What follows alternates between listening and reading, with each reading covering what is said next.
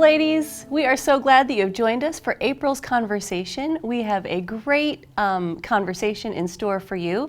We hope that you have enjoyed your bath bombs this past month and have gotten some relaxing time with that. And we also have a great gift for you coming up this month. My daughter stole my bath bomb.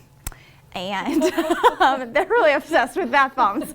So I'm gonna have to go back to that Buff City Soaps place and get my own.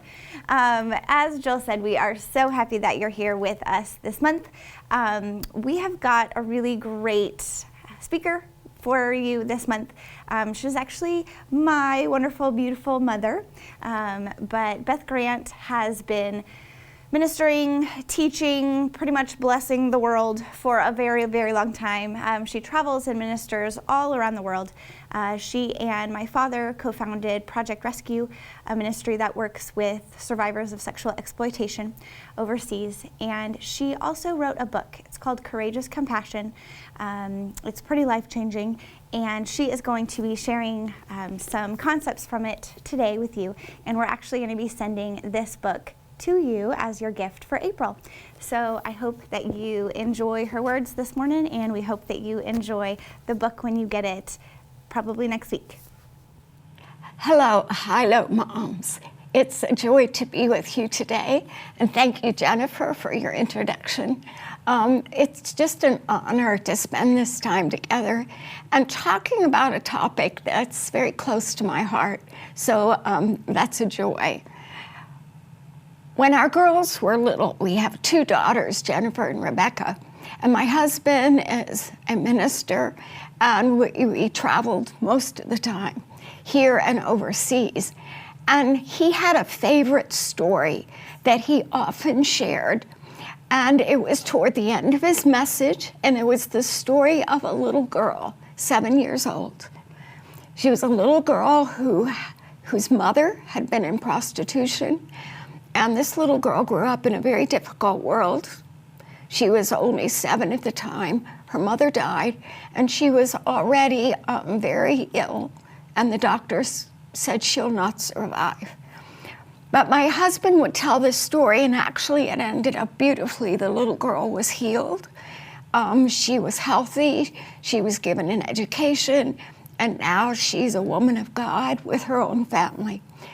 But almost night after night, as we listened to my husband tell the story, I had two little girls with two very different reactions. I had one little girl who would sit there on the edge of her seat, and she'd say to me, she'd just sit there on the edge of her seat during this gripping story, and she was going, "Mommy, I love this story. This is my favorite story." I had another little girl who was sitting on the pew, and I had to watch her because as my husband got into the story, I could see the tears starting to well up in her eyes. Her face would start crumbling, and if I didn't get her out of the church before he got to the end of the story, she was sobbing like her heart would break. Who had compassion? Compassion looks very different ways. They responded differently. But compassion as commanded by God and lived out and modeled by Jesus. That's what we're wanting to understand and pass on to our children. Thankfully today, both of those daughters have grown up to be women of God who are very compassionate women, and they're also moms. And they're trying to pass on the compassion of Christ to their children. But what is compassion as commanded by God? To have compassion means to empathize with someone who is suffering, so much so that we feel compelled to reduce the suffering. It's a fuller, truer definition than feelings alone.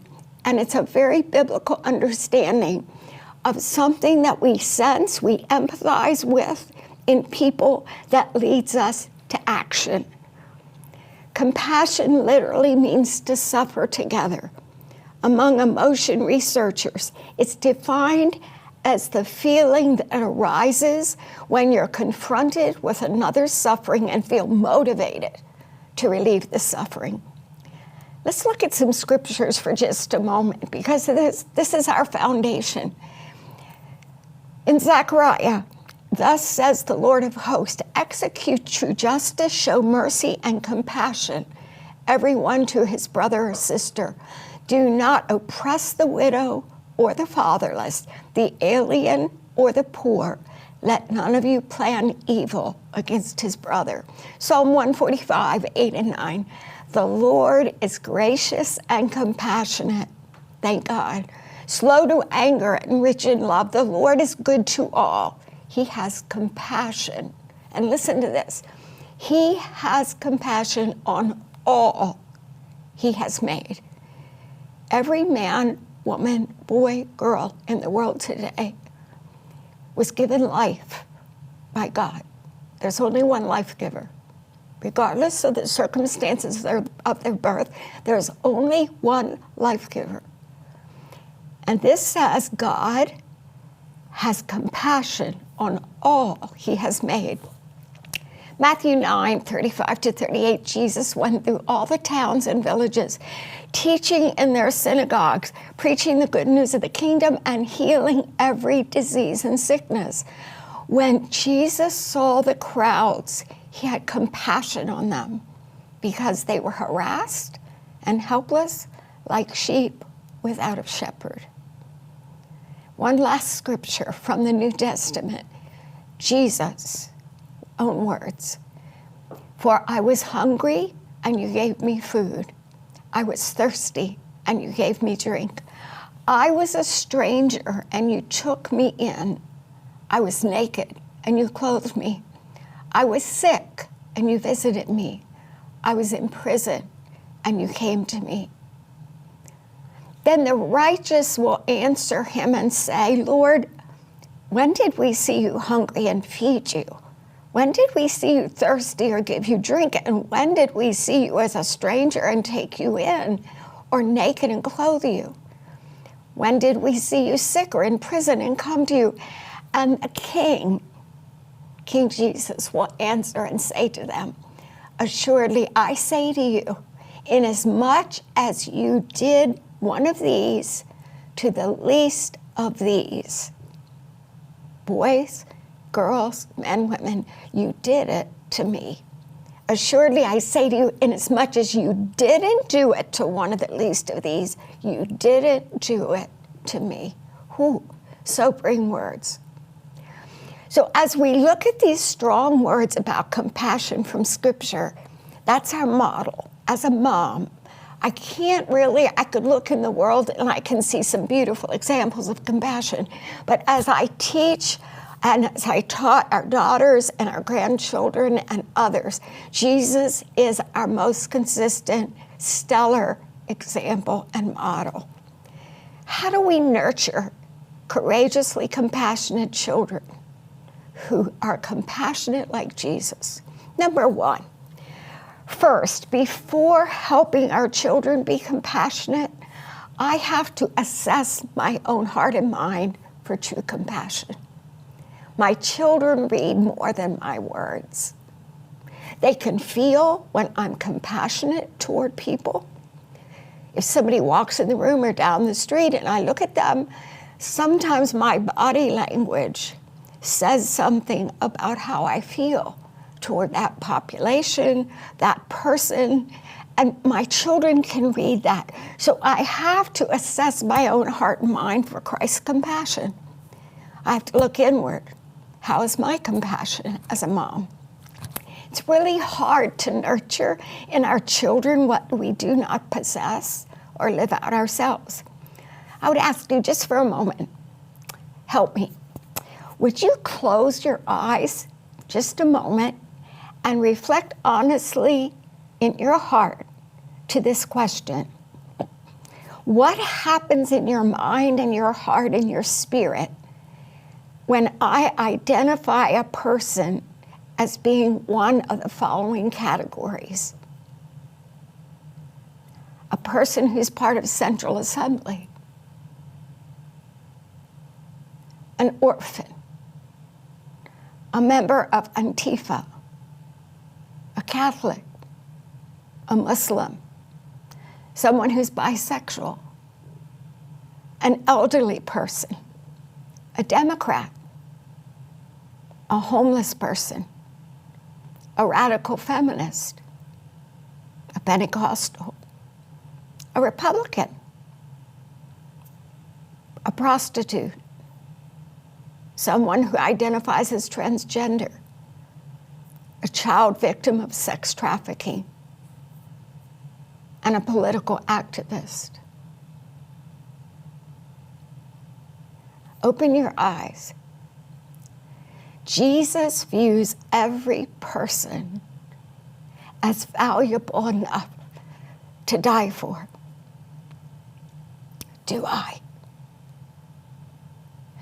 Jesus values every person regardless of any identity or affiliation. He was on the cross for them. Do I value them in the same way? You see, in every culture, people are human. We are human. We have, God help us, we have fragmented hearts. Our cultures and our subcultures, subconsciously sometimes, teach us who to love and what to love, and who to hate, and sadly, who not to hate. Even in the church, we can find ourselves subconsciously thinking about certain kinds of people and maybe thinking, oh, that's okay, that we really don't value those people. As Christian parents living in a fragmented nation, do you and I simply accept and reflect those non-Christian American cultural attitudes and our hearts and minds? Or are we intentionally cultivating God's truth and His Spirit so that we and our children have the mind and compassionate heart of Jesus? You see, my culture teaches me it's okay to hate. Whatever, fill in the blank.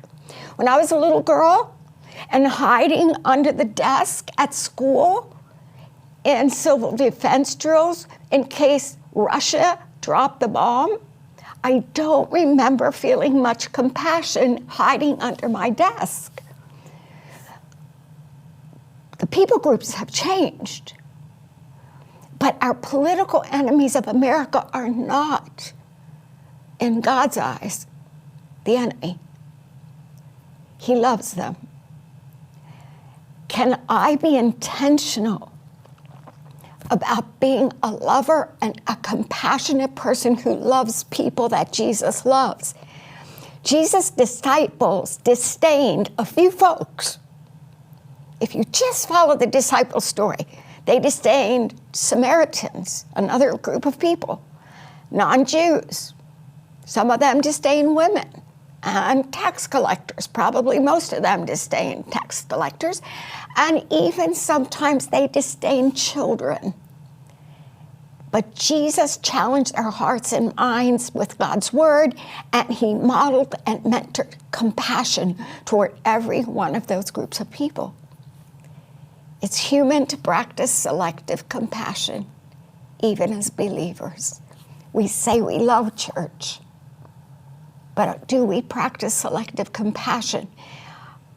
For me to pass on the compassion of Christ and nurture it in my daughters, they need to see a compassionate mom who doesn't disdain people because they're part of any one people group or category. My husband and I, and family actually, work with Project Rescue. And this is a ministry to sexually exploited women and their children, and we talk about it at length in this book, Courageous Compassion. I think it's going to be a gift to you, I believe. But in that book, we talk about some of the stories of helping sexually exploited, enslaved women and children in several nations. As people think about that, many times I share the stories of little girls. And it's sadly, tragically, by the millions who are being sold at very young ages into prostitution, to be used, to literally be raped multiple times every day by those who come to buy sex. It's evil. It's literally evil, and it destroys. So the call of God on us is to find ways to help those children get out of those situations so that they can get healing, hope, come to know Jesus, and begin a new life and have a very different future, God's future for them. But when I tell people sometimes about these little girls, I'll have people respond very compassionately and say, I just want to go love on those girls. I just wish I could go love on those girls. We feel compassion. But I would ask you, I would remind you that often that little girl who's been sold into prostitution, in many cases, those we work with, their mothers have also been sold into prostitution as little girls. And so they literally gave birth to their daughter while they were in sexual slavery. And then the madam who runs the brothel, who has become this powerful woman who perpetuates injustice, there's always a story. Ladies, there's always a story. And in many cases, that woman who today is prostituting other women was herself violated as a little girl. And she might have been used by family members for sex, or sold by a mother or a father, and they begin to sell her as a child. Over time, the only way she could escape being sold multiple times every day was to find younger girls that she could turn around and sell so she didn't have to take customers. You say, Beth, why is this relevant to me trying to nurture compassion in my children? Friends, it's because ladies especially, we need to remember that anytime we see someone that we perhaps would feel judgmental of, I would suggest to you, there's always a story. And I need to help my children and grandchildren be sure, before they judge quickly and write somebody off, to say, wait a minute, I'm sure there's a story. There's a story there. She did not have the life you have because you have been incredibly blessed to grow up in safety and in a loving environment. That little girl, that woman now probably has a story that was very difficult. You see, the little girl that we see as the victim, the mom in prostitution, or the grandmother who's become the madam and sells women for sex. Jesus has compassion on all three. May our hearts be open and shaped by the compassionate heart of Christ. May we learn to look at all three and not say, oh, I look at this little girl and my heart's compassionate. There's the compassionate heart of Jesus. And I look at the grandmother, who's the madam, and the compassion stops. Wait a minute. God wants us to have integrity. Jesus' compassion is not turning off and on like a faucet in the kitchen. He has compassion. And because of that, there is hope for every man, woman, boy, and girl. Now, let me just throw some action steps out, and I'm going to do this as we continue. Just some possible ways to start nurturing compassion in our families, especially in our children. First, I would say, as we look at ourselves first, in your devotions and journal, prayerfully reflect on whom you personally withhold Christ's compassion. Are there certain individual people, certain categories of people that without meaning to, we find ourselves disdaining and writing off and judging, and we don't even entertain the thought that Christ's compassion wants to flow through us there. Identify those. and pray a simple prayer personally as a mom. God, change my heart and mind. Touch my heart, Lord. Give me the compassionate heart of Christ. Dear Jesus, help me see people with your eyes. Help me love like you love, so that your compassion can flow through me.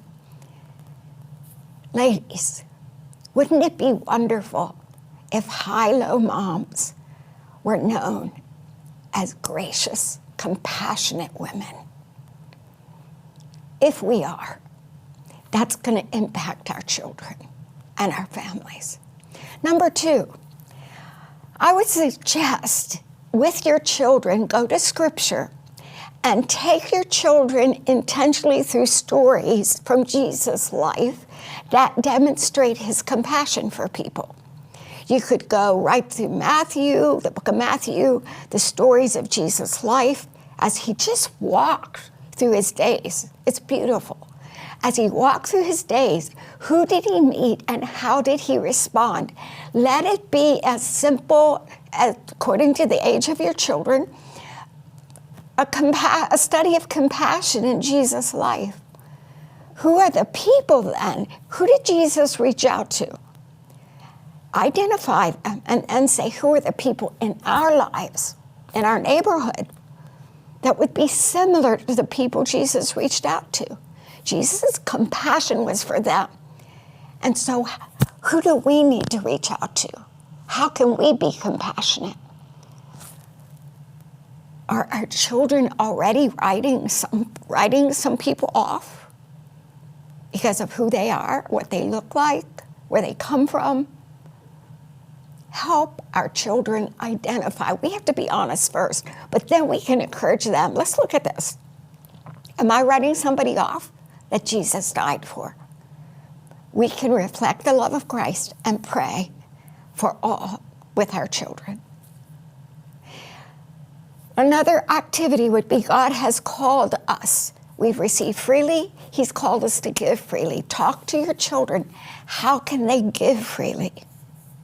Pray together as a family that you can live out Christ's compassion.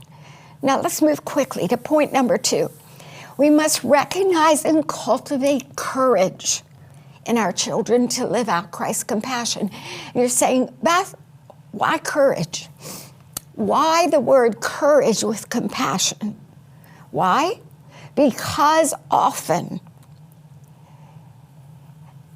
compassion practiced in everyday life often crosses cultural, social, and economic lines of who should relate to who.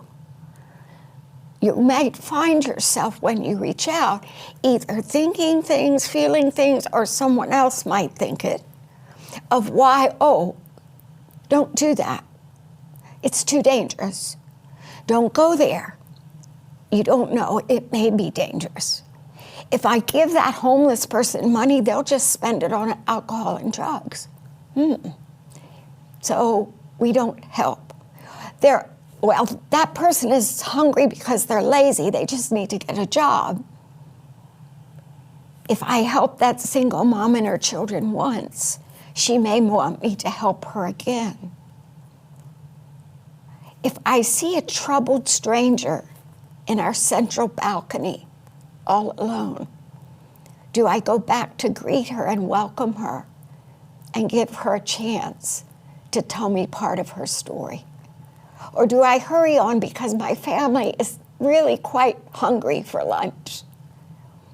Courage. Sometimes compassion takes courage.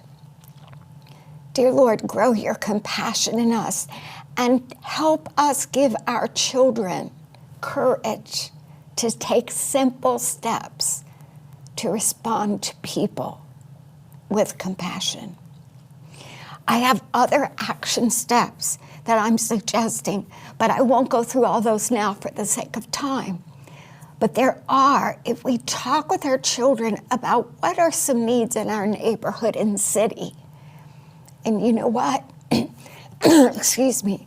Central Assembly staff leadership has been wonderful at identifying needs right in this area of our city And I bet if we ask Pastor, his assistant, what are some needs that our family could help with? How could we help? I want our children to give to help. How could we help? So let's look for ways. I would suggest a practical way. Last summer when it was so hot, the heat was horrible, and almost in certain areas of the city where we live, there would be people on corners, very hot, looking for help. What was a way to help? We gave water. We carried bottles of water in our car so that at least we could give them, as they are out in the heat, they are homeless, some of them, at least give them something to help.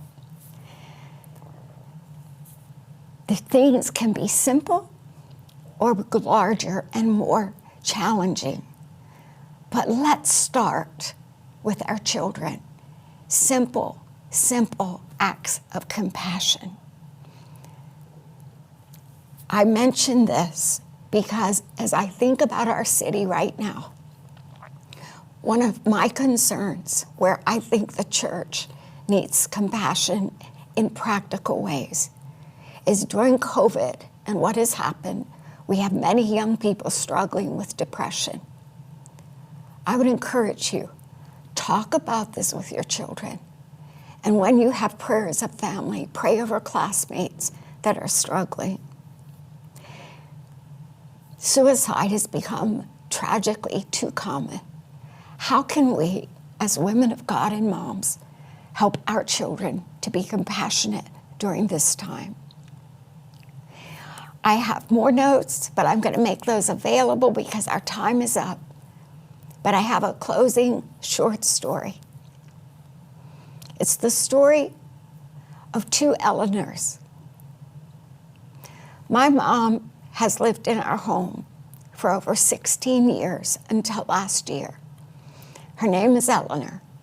She's a wonderful, gracious lady. She's now 97 years old, sharp as a tack, as they say. And many times as we'd be here at Central after service, my mom, because she couldn't stand as long and we'd be visiting, she would take a seat at the side of the lobby and she would be there sitting, just waiting patiently and smiling as people came by and greeted her. One day, a little girl who was 5 years old at the time somehow happened to connect with my mom. And later I was watching as a beautiful little girl was standing chatting so graciously with this elderly lady with the white puffy hair. I later found out that this little girl's name was also Eleanor. And she and my mom connected. Age 5 and age at that time probably 92. Two Eleanors. Someone was helping that little girl to learn to be compassionate and kind.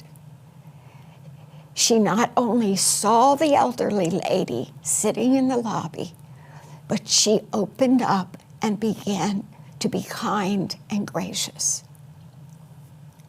Mama Jill, you are doing a beautiful job of teaching your daughter compassion. Moms, sometimes it's taking time for little things. May God give us wisdom to begin this week saying, I am going to be a compassionate woman of God, and I, with God's help, will raise compassionate sons and daughters. Thank you. God bless you, and my prayers are with each one of you as we follow Jesus. Thank you. Dr. Beth, thank you so much for that amazing and powerful word. That was a gift to us in and of itself, so thank you. And thank you for the generosity of your book as well. The story that Dr. Beth shared about my little Eleanor becoming friends with her mother, Eleanor, in our house, that is a story of older Eleanor investing in our little Eleanor. And I remember so vividly my little Eleanor, we met Eleanor at the Christmas Eve service one year, and then a couple weeks later, my Eleanor saying to me, well, my friend Eleanor, blah, blah, blah, blah, blah. And I thought, oh, she must have a new friend in class, because I know all the names of the kids in her class. And I said, oh, so is there a new girl in your class? And she said, no, my friend Eleanor with the white puffy hair. And it dawned on me that she was talking about your mother, Eleanor, and it was just one of my most precious memories, that in such different ages, they see each other as friends. And my Eleanor has felt so invested in by her friend Eleanor with the white puffy hair. So thank you so much. Beautiful, beautiful. Thank you. Thank you. One of my favorite stories too. I really love that. So, Mom, thanks again for investing this time. And I think since you're here with us, and there's just all this wealth of knowledge and experience that you have, kind of going over what you shared with us, I have a question for you, and it might be a difficult question, but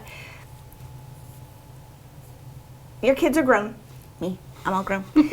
But if we were younger, and if we were still in your home, and with what the last few years have looked like, with what's going on in our country and in our world, and the things that we're hearing in the news, and with racial tensions and injustice and social issues and LGBTQ issues, how would you be talking to your kids about the current culture and the current conversation?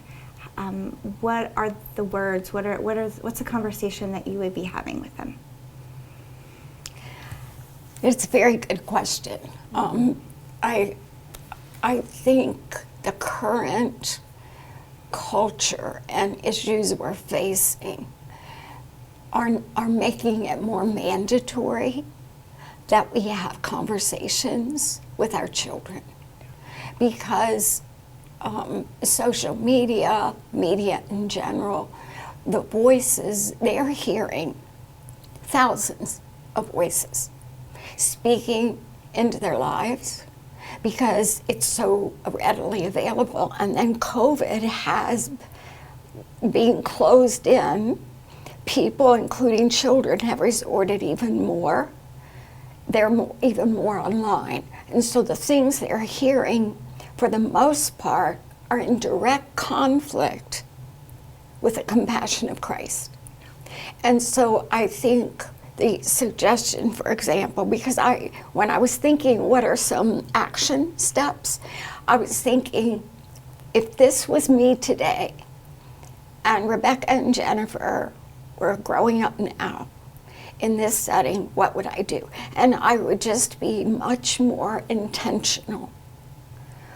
And I think it's important to say, when we hear courageous compassion, we can think of big things, okay? So we were exposed to red light districts, our girls, from the time you were 12, going into red light districts when we first started and sitting with girls that had just been rescued. You were exposed to that at an early age. So some things we discussed because it was in front of us. Mm-hmm. So we lived there. But if that was not the case, I'd still be I think we still need to have the conversations. Secondly, start simple. Don't think, okay, we're going to go challenge the greatest injustice in our city, and I'm going to do that with our kids. No.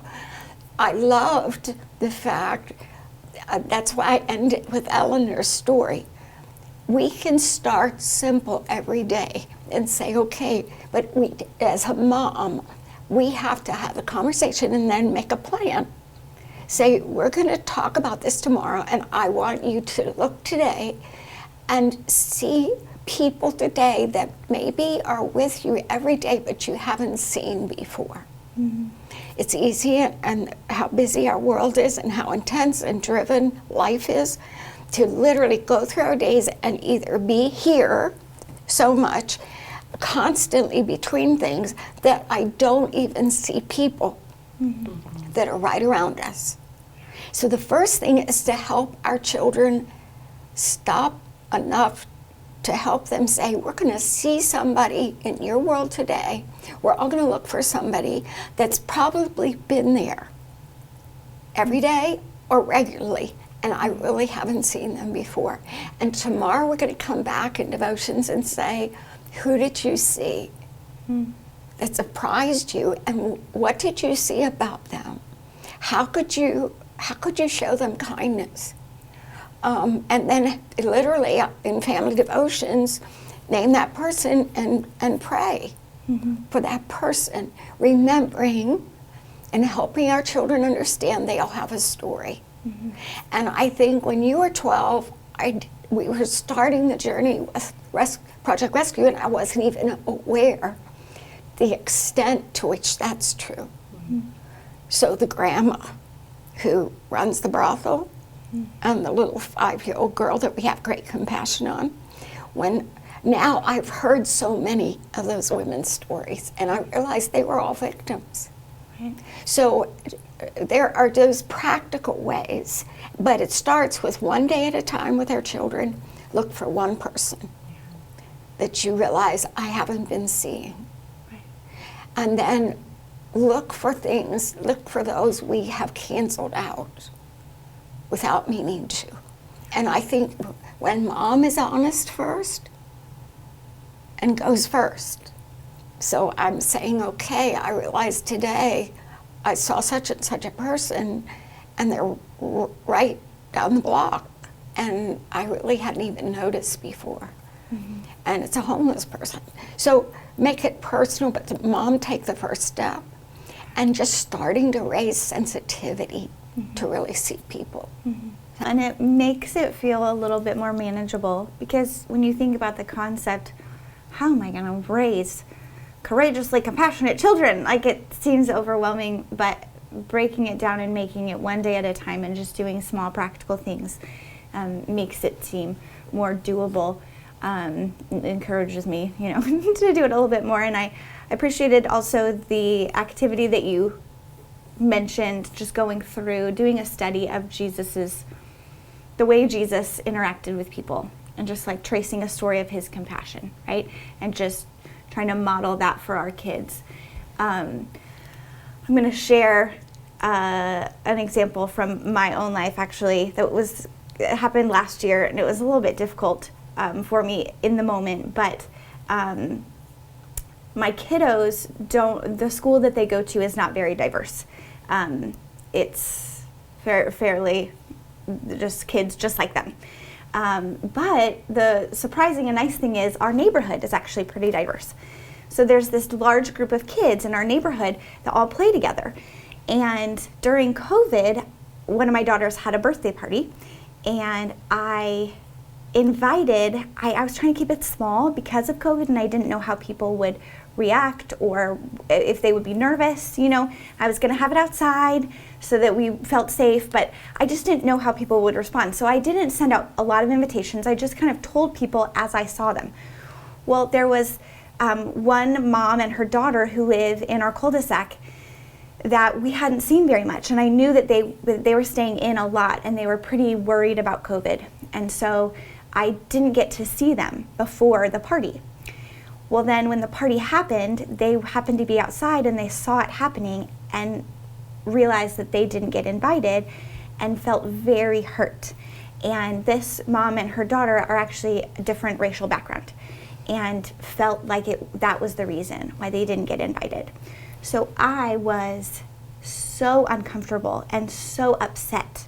Like, my first response, I'm just being so honest, my first response was, I can't believe that. I can't believe that that's what they would think, that I didn't invite them to her party because we don't share the same skin color. That's so offensive that she would think that about me. So that's my first response. And then after I sat with it for a minute, I realized she probably has had a lot of experiences like that. So that's where she's coming from. That's her perspective. And so I thought, okay, this is going to be uncomfortable, and I hate conflict, but I need to address this with her, and I wanted my girls to be a part of it.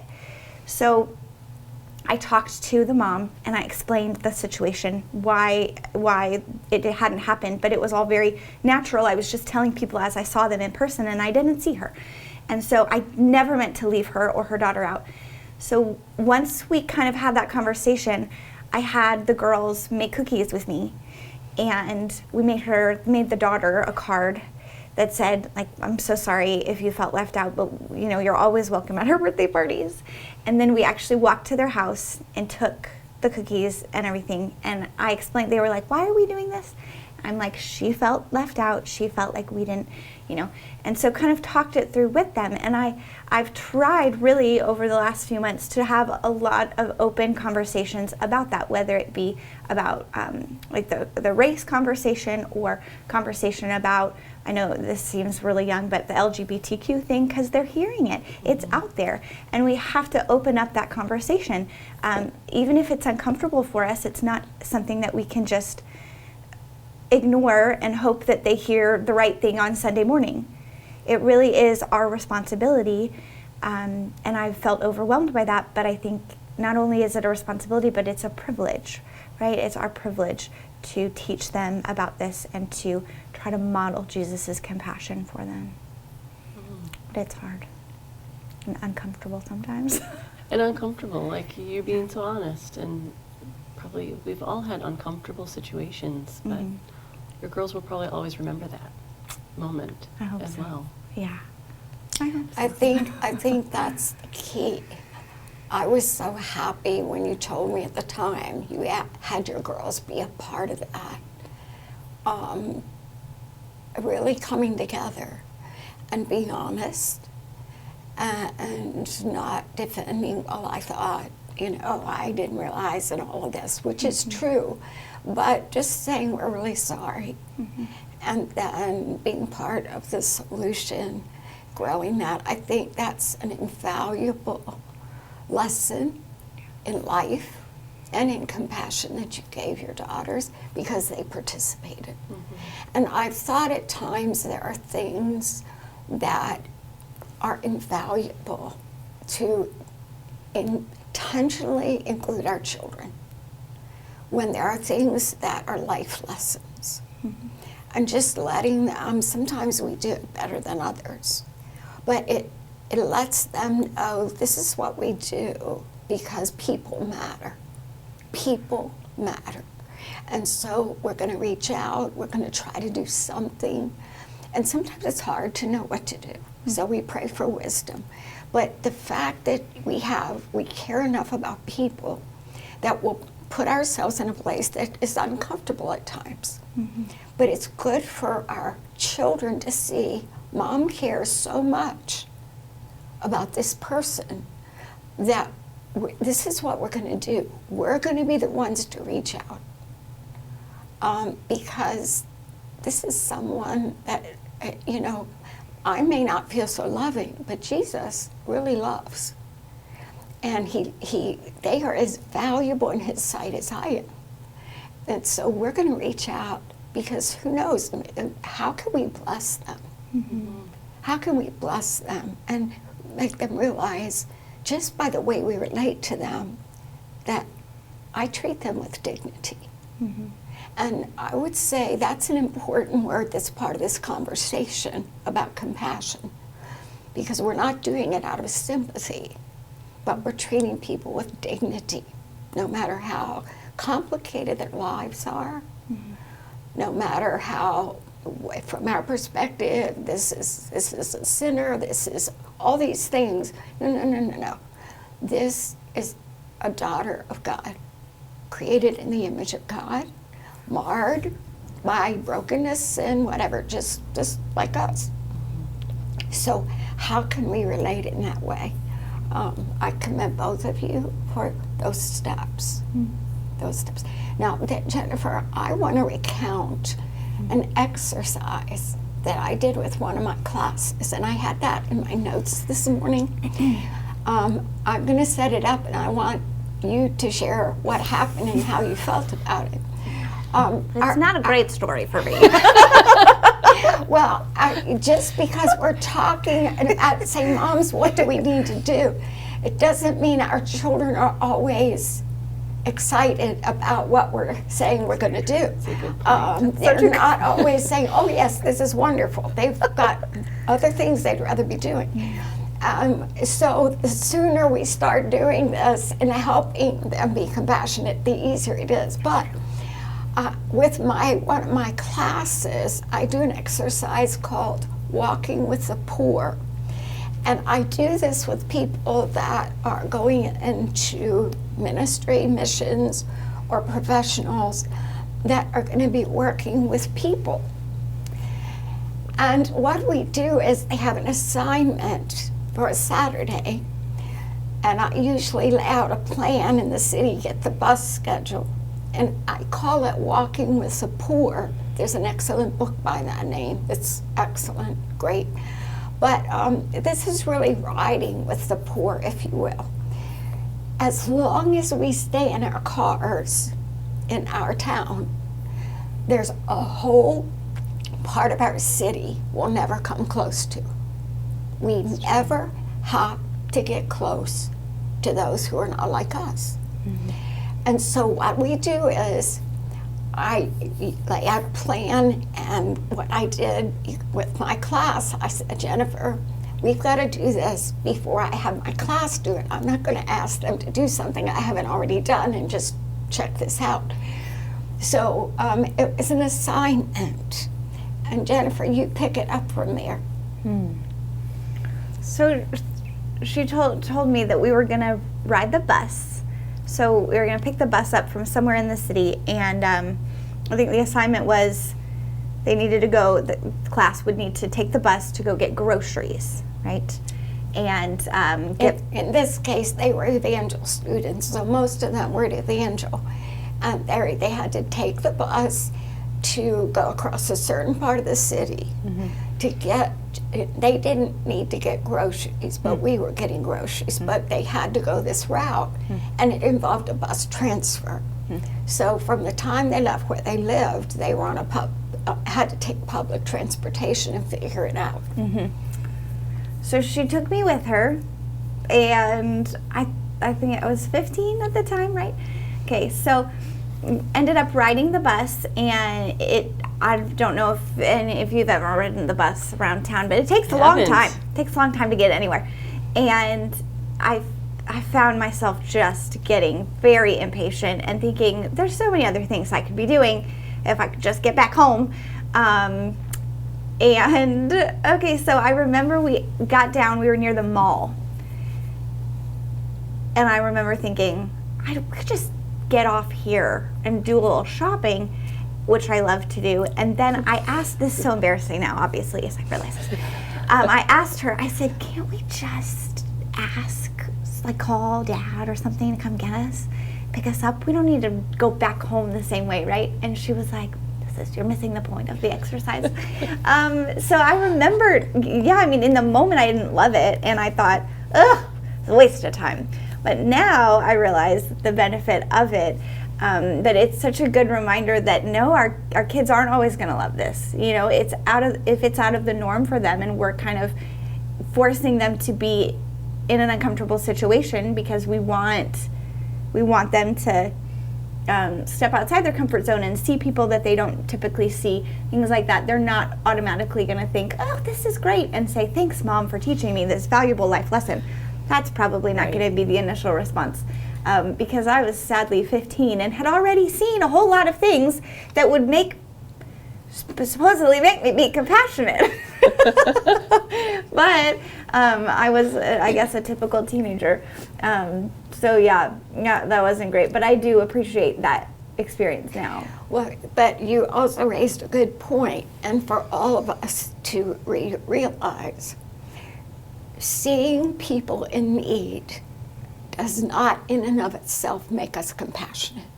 That's a good point. We have to make that a matter of prayer. You and your sister were both exposed to what most people would feel like in Southern Asia is staggering me. Just the sheer numbers of people who are homeless, living in ways we can't even imagine.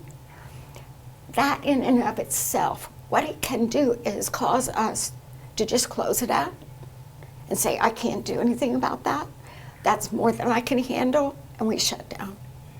And I've had many friends go with us to places of great need, adults, and shut down and say they left, and it's like, hey, that's another world, I can't do anything about it, so I'm just putting it behind me.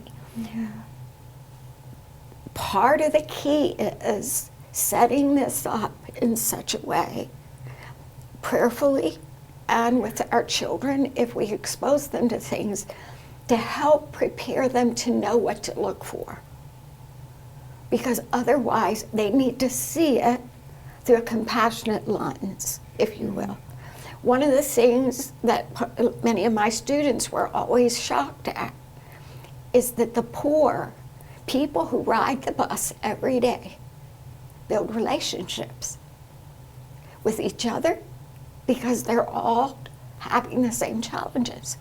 They build relationships. I was amazed, beautiful relationships with some bus drivers who are the ones who greet those people every day, 5 times a day, moms with babies and little toddlers getting on the bus to go get groceries, go halfway across the city, carry their stuff with little ones. We're talking hard work, just to go get groceries.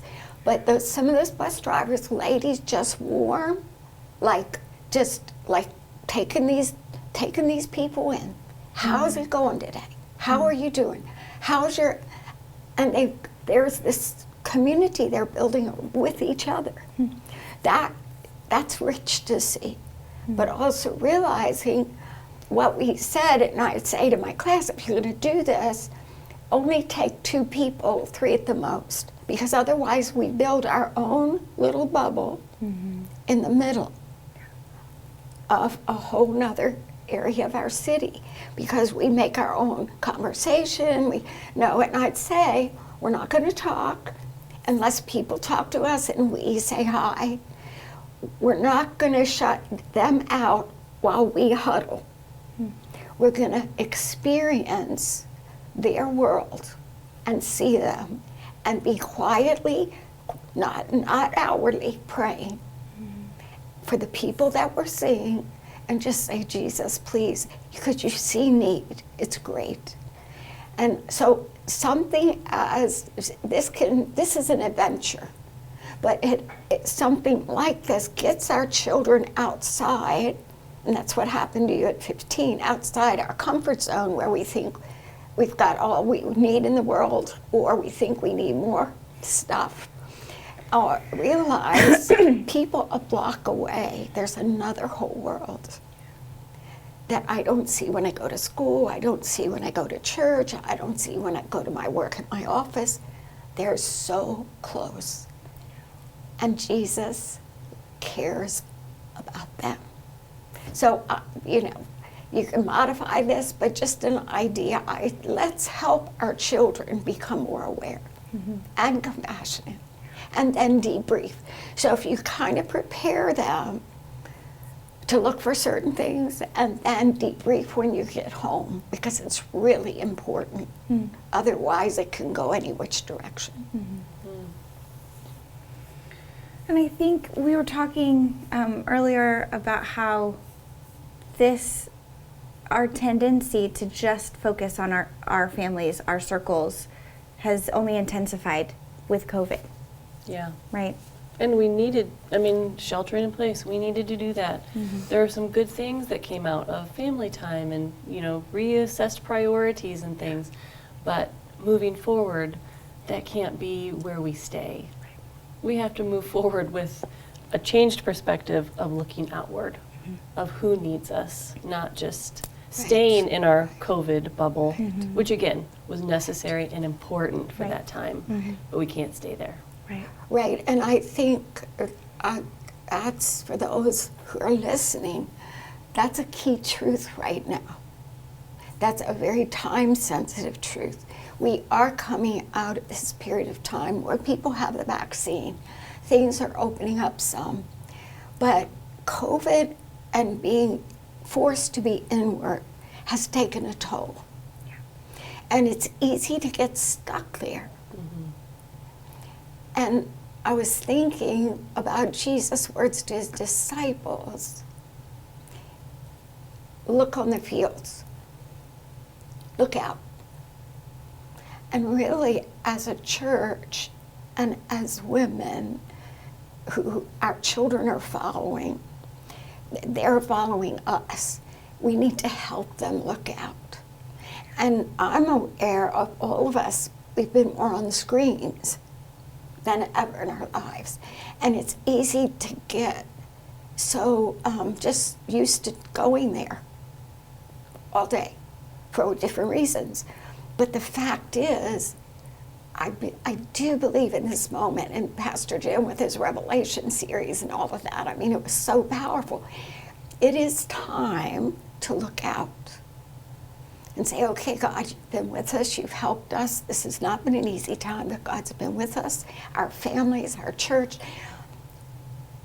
But I really feel like the Holy Spirit is saying, look out. Look out across the street, down this block. Look in our city. Our church wonderfully is also looking at the world. But Jesus is calling us to look out, and we can help our children see people through Jesus' eyes. Mm-hmm. And say, no, what do we need to be doing? How can I help, even in little ways? What do I have? What clothes do I have that I don't need, that we could make a run down to Goodwill or Salvation Army, mm-hmm. take something, because we're seeing more and more homeless on our streets in Springfield. Mm-hmm. It's heartbreaking. And so let's do practical things and help them start looking out, and pray all of us get delivered from screens as much as possible, to say, no, it's time to live in the present, in the moment, not behind the screen, mm-hmm. not through the lens of a camera, but to really experience the moment with people mm-hmm. that Jesus is trying to draw to himself. Yeah. And may God help us with our families. Families that love God and care can be powerful tools in the hands of God. And I love your point that we're doing this, we're equipping our kids with God's word mm-hmm. to send them out into the world. The way that we're different from the world is that we have to equip our kids with God's word Absolutely. First. Right. And let them see people with Jesus' eyes. We're not just looking at them with the world's eyes. We're wanting them to see people with God's love and mm-hmm. see them with Jesus' eyes. Yes. Yes. And one thought I had too, as you were talking, is that another thing we can all do is invite moms to HiLo. Mm. You know, our group does not exist to be within a bubble. Yeah. It does not exist just to support each other. It does exist to support each other, mm-hmm. but our goal is to reach more families and more moms mm-hmm. and their kids mm-hmm. with Jesus' love and the gift of salvation. Mm-hmm. So we would love to invite you to look around your neighborhood, look at women, moms that you meet in the baby aisle, looking at formula, looking at diapers, and invite them when you hear the Holy Spirit speak to you to say, maybe you should invite that mom to your group. We will stand with you. We as a HiLo community mm-hmm. would love to partner with you to support them. Mm-hmm. And if you're unsure of what to do, invite them, and then let us also come around you, mm-hmm. And let's do this together. So good. What a moment to be sensitive to other moms that are struggling. Mm-hmm. And you just read the news, read the stats, a lot of women are struggling. Mm-hmm. And so I think that's just really such a wise word mm-hmm. for all of us, but especially for moms that have younger ones. This is a moment to be a warm and welcoming, supportive place for women who, in many cases, are just trying to survive. But what a place in a practical way. HiLo Moms, I think, is a gift from God in that way, and meant to be. And so just to embrace those who are on very different journeys. But at this moment in time, they know that they need help and they need people that really see them. They feel all alone. Many of them, single moms, feel all alone trying to handle all this stuff the world's throwing at them. So to just care, just that expression that we see you, you are welcome. You are welcome. We're all walking this journey right now. You know, we welcome you to walk it with us. So that would be beautiful. I think that's a perfect note to wrap up on. Yeah, we want this to be a welcoming place, a welcoming community for people from all walks of life. It doesn't matter from where. So Mom, thanks so much for sharing with us, sharing with our moms. I think it's going to bless a lot of us. And ladies, look for this. It'll be brought to your door. I hope that will be a blessing to you also. And we look forward to seeing you next month at the gathering table. Have a great month.